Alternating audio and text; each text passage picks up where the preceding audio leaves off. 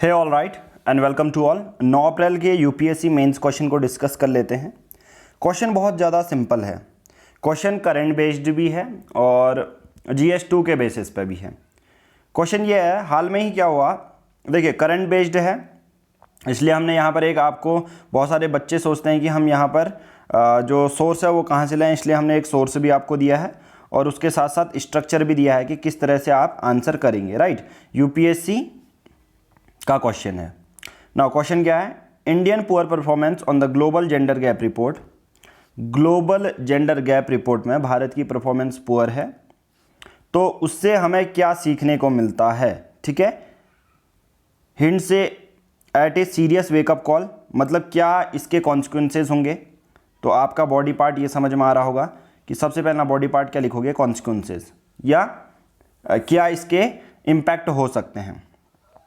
Learning lesson from Nordic region, ठीक है, अब आपको नॉर्डिक रीजन पता होना चाहिए। ठीक है, नॉर्डिक रीजन से हम क्या क्या सीख सकते हैं, गवर्नमेंट और पॉलिसी मेकर्स। राइट, फिर हमारे गवर्नमेंट के इनिशिएटिव, और इस तरह से आप अपना आंसर खत्म करेंगे।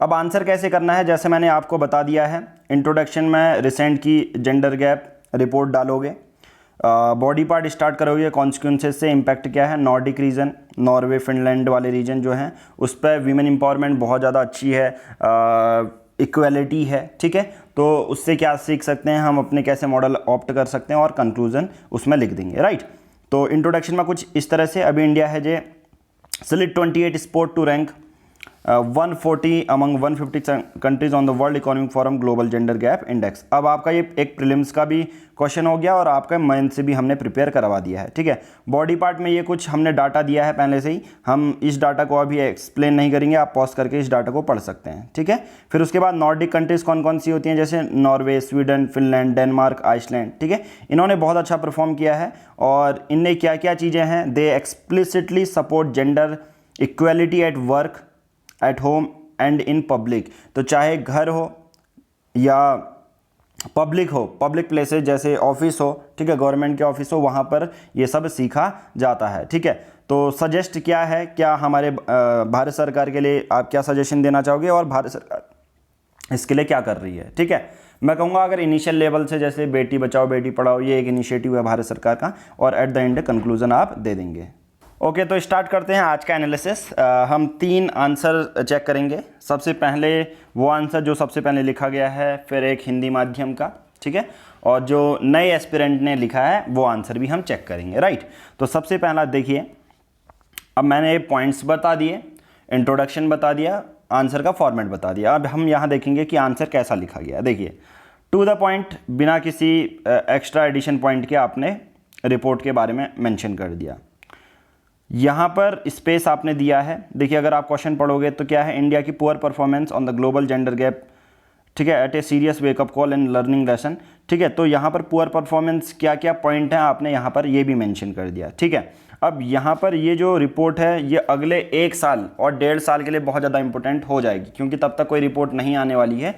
तो आपका यहाँ पर ये मेंस का चीज़ होगा। मतलब अब जो ये वाला क्वेश्चन है ना, ये इस बार का जो मेंस 2021 है, इसके लिए ये फाइनल पॉइंट्स हैं। ठीक है, पहला है पॉलिटिकल जो एम्पावरमेंट है इंडेक्स, वो कम हुई है। पॉलिटिकल एम्पावरमेंट का मतलब ये होता है कि जो महिलाएं हैं उनको इनकरेज नहीं किया जा रहा है, वो पॉलिटिक्स में नहीं है, चाहे ग्राउंड लेवल की बात करो आप, विलेज लेवल से लेके, ठीक है, सेंट्रल लेवल तक। ठीक है, नंबर ऑफ वीमेन मिनिस्टर कम हुई हैं, देखिए, ठीक है, कम हुई हैं।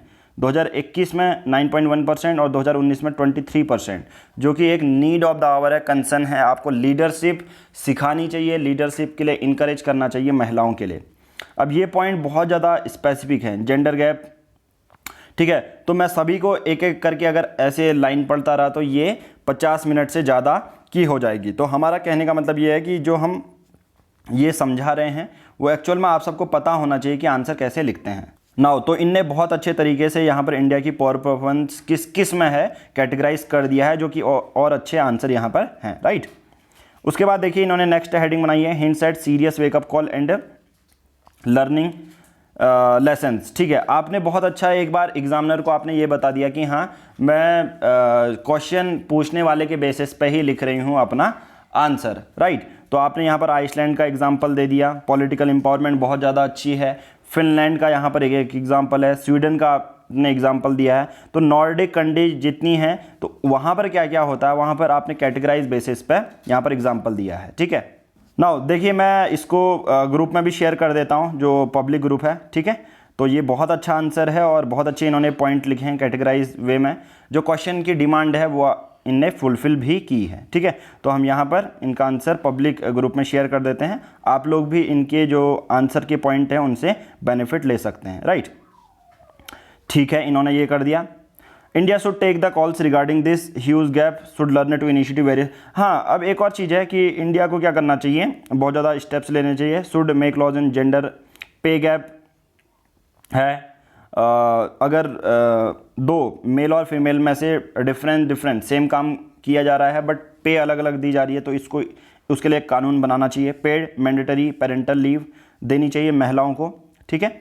गवर्नमेंट के स्टेप्स क्या हैं, Beti Bachao Beti Padhao, one stop centre scheme, उज्ज्वल स्कीम, ठीक है। और ये सब चीज़ें हैं, राइट। जेंडर इक्वलिटी आपने टू द पॉइंट आपने आंसर लिखा। एक हिंदी माध्यम का भी जो है आंसर चेक कर लेते हैं। नाउ इन्होंने सबसे पहले विश्व आर्थिक मंच द्वारा जारी ग्लोबल जेंडर गैप रिपोर्ट आपने पूरा दिया है। आपने थोड़ा सा स्पेस छोड़ के ये भी बता दिया है कि इस रिपोर्ट में क्या क्या है, ठीक है। तो आपका ऐसा नहीं लग रहा कि आपने 2 पैराग्राफ लिखे हैं। ट्राई ये करना, थोड़ा सा इसको इसी के साथ लिखने का ट्राई करना, ठीक है। उतना ज़्यादा गैप आपको नहीं देना है। बाकी आपने बॉडी पार्ट लिखा, बॉडी पार्ट में स्पेस दिया, भारत की स्थिति आपने समझाई, वही कैटेगराइज वे में बहुत अच्छे से मेंशन किया है, साफ शुद्ध आपने लिखा गया है, ठीक है। नाउ इसके बाद करेंगे, आपने भारत के समक्ष चुनौतियां, आपने चैलेंजेस ज़्यादा यहाँ पर मेंशन किए हैं, जो कि एक अच्छी बात भी है। आपका आंसर पहले के आंसर से अलग है बट पूरा कंप्लीट करता है, ठीक है। कि भारत के आपने सबसे पहले स्थिति समझा दी कि क्या क्या कॉन्सिक्वेंसेस थे, ठीक है। फिर आपने बता दिए कि भारत के समान अभी चैलेंजेस कौन कौन से हैं, जो कि एक्चुअल में जैसे आप आईएएस होते हैं तो सबसे पहले चैलेंजेस आपको यहाँ पर दर्शाने चाहिए। आपने बता दिया ऑर्थोडॉक्स जो हमारा नेचर होता है, रूढ़िवादी होता है, ठीक है। कि हाँ, जो पहले है मेल डोमिनेटिंग सोसाइटी थी तो उसी पे मानना था, राइट। इन्होंने बहुत अच्छे पॉइंट लिखे हैं। हिंदी माध्यम की कॉपी में मैं इनकी शेयर करूंगा। सकल नामांकन अनुपात तथा उच्च शिक्षा में महिलाओं का निम्न स्तर, ठीक है। हायर एजुकेशन को यहाँ पर इन्होंने बताया है कि प्रमोट नहीं किया जाता। फिर आवश्यक सुधार क्या क्या हो सकते हैं, ठीक है। फिर सरकार की पहल क्या है, फिर कंक्लूजन है। आपने यहाँ पर अच्छा लिखा है। और दूसरा अगर मैं बात करूं, ठीक है, दूसरा बात करूं, आवश्यक सुधार तो आपने लिखे हैं, ठीक है। भारत की 7 चुनौतियां लिखी हैं, ओके। भारत की स्थिति आपने लिखी है, ठीक है।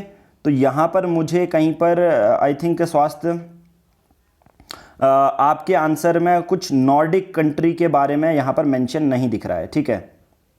देखते हैं, ओके, ठीक है।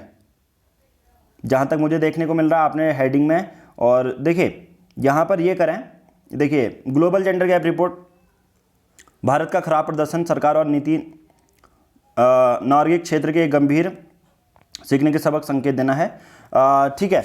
आई थिंक यहाँ पर क्या है, आपने जो नॉर्डिक जो कंट्रीज़ हैं, ठीक है, उनकी थोड़ी कैटेगराइज वे में आपको लिखने की यहाँ पर ज़रूरत थी, ठीक है।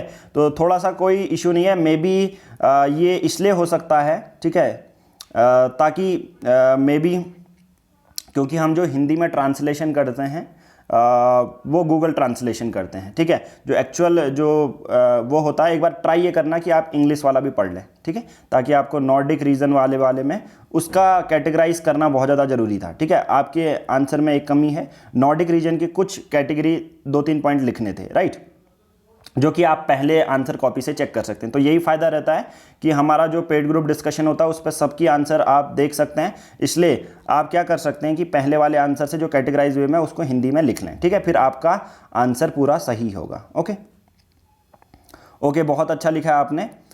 यहाँ पर आप यूपीएससी की कॉपी यूज़ कर रहे हैं तो अच्छा है। यहाँ पर आपने इंट्रोडक्शन दे दिया, फिर पुअर परफॉर्मेंस क्या है, भारत की स्थिति यहाँ पर बता दी, इकोनॉमिक पार्टिसिपेशन भी कम है, राइट।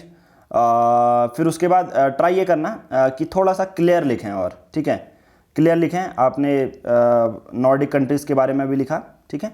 आप शुरू कर रहे हैं तो ये बहुत अच्छा है, ठीक है, चाहे देख के लिखें पर आप शुरू करें ताकि आपको समझ में आए कि इंट्रोडक्शन क्या पूछा गया है, वो क्या पूछा गया है, ठीक है। उसके बाद चलिए जो नई कॉपी है उसको एनालाइज करते हैं। यहाँ पर आपने लिखा है, हाँ सबसे पहले मैं आपको ये सजेशन देना चाहूँगा कि आप क्या करें, एक पूरे वाइट पेज में ना लिखें, यहाँ पर स्पेस छोड़ के, जैसा एक कॉपी होती है ना ओरिजिनल कॉपी, देखिए ओरिजिनल आपको इस टाइप की कॉपी मिलती है, ठीक है, कुछ इस तरह की, देखिए पूरा वाइट पेपर है, ठीक है ना। वाइट पेपर में आपको देखने को मिल रहा, तो ये इस तरह से सभी लोग अगर जो लिखें तो इस तरह से ट्राई करें, ठीक है, लिखना, राइट, ओके। तो आपके लिए यही है। बाकी status of women in India as per report, इसमें लिखना था आपको कि इंडेक्स के बेसिस पर क्या क्या चीज़ें हैं, आपने लिख रखा है, ठीक है, लो सेक्स रेशियो है, ट्राई ये करना। Status of women as per report, ठीक है, as per report in India आप लिख सकते हैं, ठीक है। बाकी आपने पॉइंट अच्छा लिखा है, साफ सुथरा लिखा है। नॉर्डिक रीजन से क्या सीख सकते हैं, आपने स्वीडन फिनलैंड इनका एग्जाम्पल दिया है, भारत के क्या क्या इनिशिएटिव हैं, ठीक है, वे फॉरवर्ड आपने दिया है। चलिए आई थिंक सब लोगों को ये समझ में आ गया होगा। कल दूसरी कॉपियाँ चेक करेंगे, राइट। तो आप थोड़ा सा सीक्वेंस देख लेंगे कि आज कौन सी कॉपी चेक करें। बाकी आप सबको समझ में आ गया होगा कि क्या आंसर करना है। आज की इस वीडियो में इतना ही करेंगे, धन्यवाद।